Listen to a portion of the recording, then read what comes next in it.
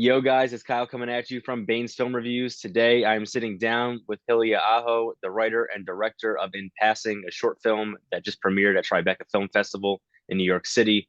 It's a wonderful short film. It's dramatic, it's touching, it's incredibly accessible, and I'm so happy that I had the opportunity to watch it. And now the opportunity to sit down and speak with the writer and director. So, Hillia, thanks so much. How are we doing today? Pretty good. Thanks for Good, good. having me. Of course. Um, so before we get into the film, I'm just curious, how did you get into filmmaking in the first place? I was interested in doing something in the arts. I was into visual art in high school, and then I just kind of fell into media related classes in college. They were just kind of my favorites. And then Mhm. um yeah, was like a media studies major. And then didn't really have like a professional skill set upon graduation. So I like applied to NYU grad film as a not expecting to get in, and then I got in, and then it was just kind of a whirlwind from there, like Yeah, accidentally fall into the film world. Not really accidentally, but kind of. yeah, Yeah. unexpectedly. Yes. Yeah, awesome. And then where did the idea for In Passing come from? I knew that I wanted to tell a story about burnout, and that was just like where it started. And the project itself is a collaboration between grad film and grad acting at NYU. And so I knew that I would be working with a particular age group because you have to work with the grad actors. So Hmm. yeah, it originally started as like two people who are sharing an apartment and they have opposite schedules. And then I had this image of like a person covered in blue paint crawling out of a painting that was a few years old and it hadn't fit into anything else. It's also, the project was a collaboration between grad design as well. So I wanted to infuse the story with a bit more of a like production design heavy element. And so it Hmm. just ended up fitting in really well, that image with the burnout related story. Yeah, yeah. Well, that's very interesting. Yeah. Interesting image. Um, but then when I described In Passing, I used the word simple, and I mean that in the best way possible. Because you use such a simple idea, the idea of burnout, and this young couple struggling with just the normal day-to-day tasks of life. But you turn that into something so powerful. So how do you create that balance, and how do you transition something that's so simple into something so powerful?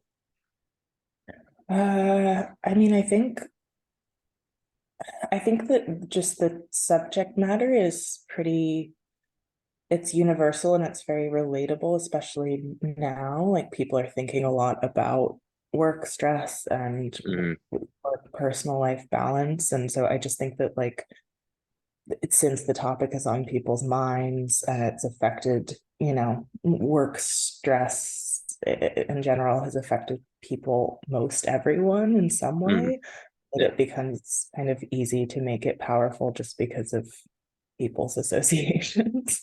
yeah, Um, and yeah, I think that really sitting with those moments of that are, I'm just not very like, as a filmmaker driven by like plot heavy stories. I hmm, don't naturally gravitate towards that.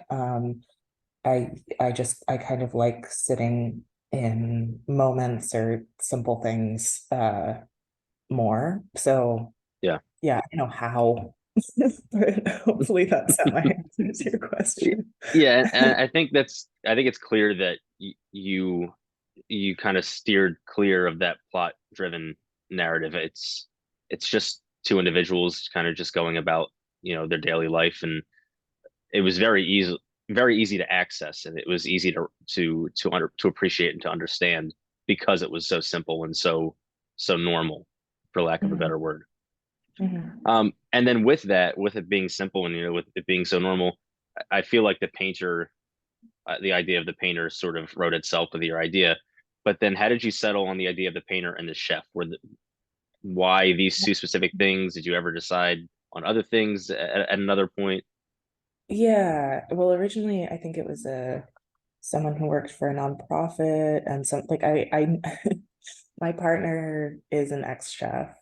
Okay. She was in the restaurant industry for like 10 years. So I think it was, to be honest, just, I mean, not laziness, but kind of like just I have had access to like a consultant basically. Yeah. And I wanted to explore an industry that is um difficult and historically doesn't always treat its employees well.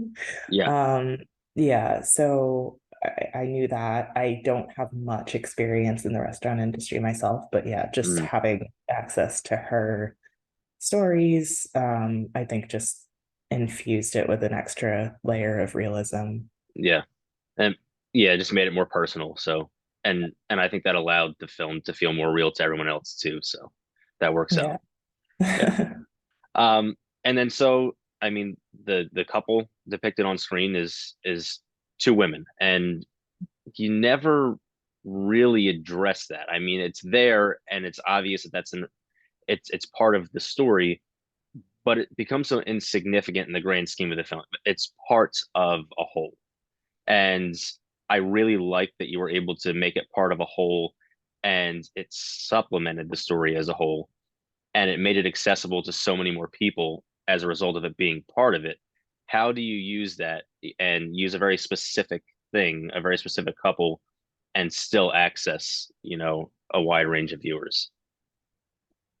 I mean, I think that I yeah, I don't think it's any, I don't know, like I think um for me it's two women because that's my like personal identity and experience, and I Hmm. think that it's just yeah, that's that's the story that I was drawn to tell. But I mean, I think that it's just kind of normal, a day-to-day story, and Hmm. uh it wouldn't be different if it was any other like demographic of characters. I Right. think, like, I don't know, it's not I'm sorry, I've lost my train of thought. No, no, But no, you're fine.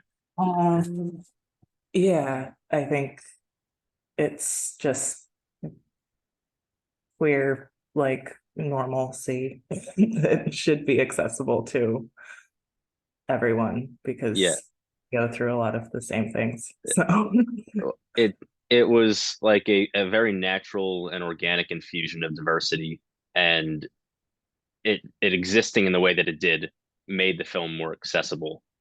And it is kind of hard to explain, but it's just the way that it was laid out, and it just followed them so organically. Um, it just worked very, very well. So, uh, and then so my favorite thing about the entire film is the use of sound. I say in my review of the film, I think at some point I could have closed my eyes and almost still have understood what was going on because the sound is so clear, and it's familiar sounds. But then at the end, you juxtapose that with this like deafening silence. And so what are the challenges of, creating the sound and then juxtaposing it with that silence at the end?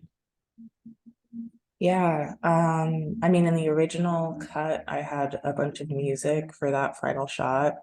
Um, but it just always felt more powerful when I took the music out of it.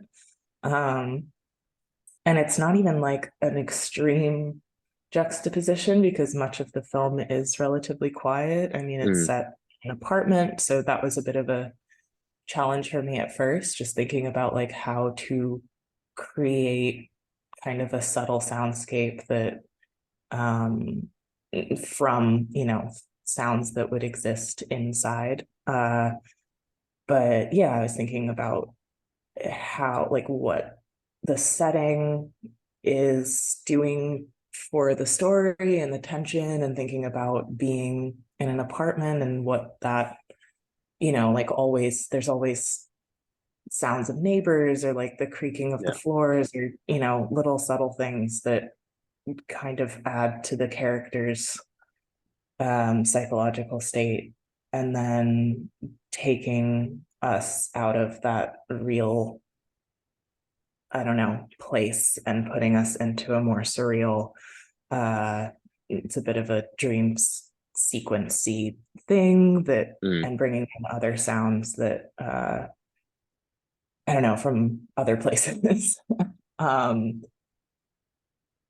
it, I have lost my train of thought again, but I think then that's why the silence was successful, because the scene before that is pretty sound heavy and yeah. has stuff coming. It's got like, I think there's like, I don't know, it's like nature sounds when we're Hmm. not, yeah, but everything, I wanted it to kind of fit together with the music and like with what the character's kind of talking about, this dream that she had. And or you don't really know, but it, is implied that it's a dream. Yeah. So um yeah, and then I just think that the last image, like I wanted it to speak for itself as much as possible, I guess. Hmm. So um yeah, like it's just the sound, like just, yeah, of, there's, yeah, no added sound.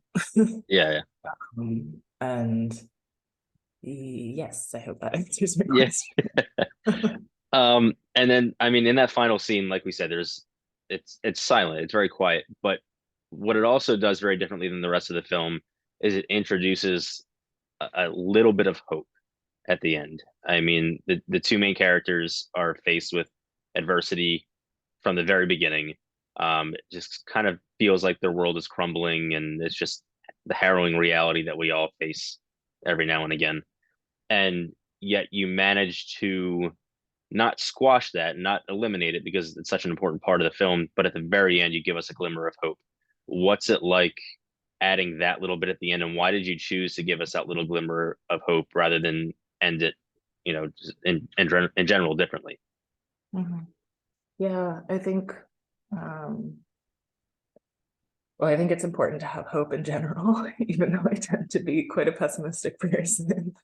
Um, I think that for what I was kind of trying to say with the story was that these two people would be, as perfect as two people could be for one another if Mm, there hadn't been this outside force that's kind of breaking them down as a couple, and is like bringing in this tension and bringing in this unhealthiness that, yeah, wouldn't exist mm, otherwise. And I guess I was just trying to say that like it's still, that support and love is still there under it all, and that it has to be like rediscovered, and that it can be, and I don't want to answer whether it will be for these two people, but mm. that it does exist, and that it once did, and that it might again, I guess. Okay, I like that.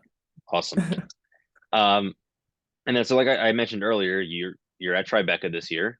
Um, and so where else can people watch In Passing in the future? I mean, obviously, I think there's still a showing or two left of In Passing in Tribeca. Yeah, I have a screening tomorrow at Tribeca, and then I've submitted it to a handful of other festivals, most of which I've not heard back from, but it will be screening at the Roosevelt Island Film Festival in later in June.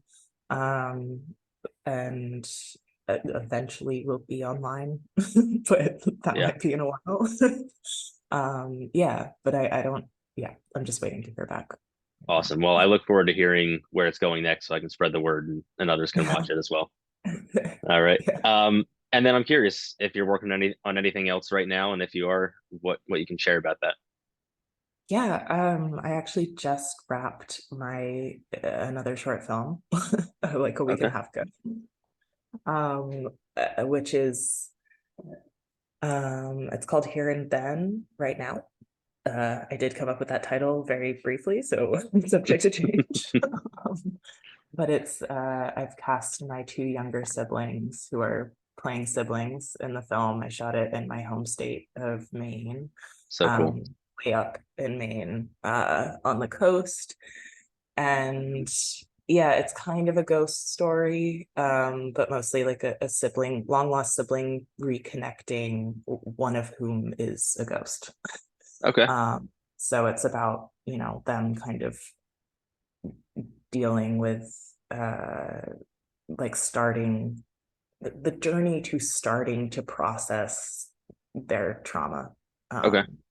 And yeah, it's just quite beautiful locations. It was a really fun project. I mean, it was unseasonably cold when we shot. It was like 40 degrees and raining, but the shoot was still really fun. I worked with a really great group of people, and it was really cool to direct my siblings. So Also, yeah, I was gonna ask you, what's it like directing your siblings? yeah, it was actually really freeing because there's none of that like self-doubt of like, will they judge me for saying this, that, or the other thing? You can ask them to do anything. Yeah. Yeah, older sibling bossing younger siblings around, taken to Nice. the like professional. Yeah. Yeah. Yeah, that had to So be very cool. That'd be a very interesting experience. yeah, it was. Yeah. Yeah. Um, and then just my last question for you. What are some of your favorite films?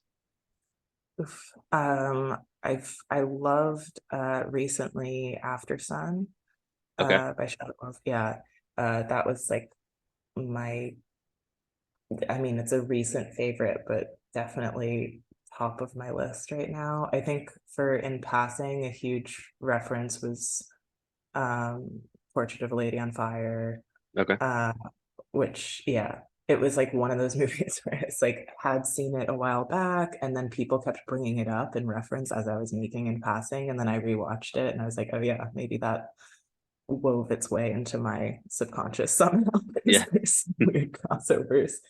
um and then I like a childhood favorite is like The Secret of Rowan Inish, which I always Okay. like know not many people have seen it, but it's I've like I've never even heard of that one. So no. It's kind of a kids movie, kind of not one of those where it's just okay. like about a little girl who's like goes back to her like distant ancestral family home, and they like kind of weave in Irish folklore and etc. Yeah, I don't know. I'm bad at that question, to be I, honest. I that's So honestly one of the reasons why I love that question so much, is because nobody ever knows how to answer it. So, yeah, I do. and it's maybe not fair, but I like asking it anyway. No, but those are three off the top of my head. I don't, No, that's you know. great. I'm making a list of all the things that I haven't seen that people suggest, which is getting almost too long, but I have a couple more now Yeah. to add to the list. So, Yeah. but again, Hillia, thank you so much for spending some time with me and talking about In Passing, and best of luck at Tribeca and going forward. Thank you. You're very Thanks for welcome. your questions were great. Thank you. Okay, thank you so much. You have a great day. You too. See ya.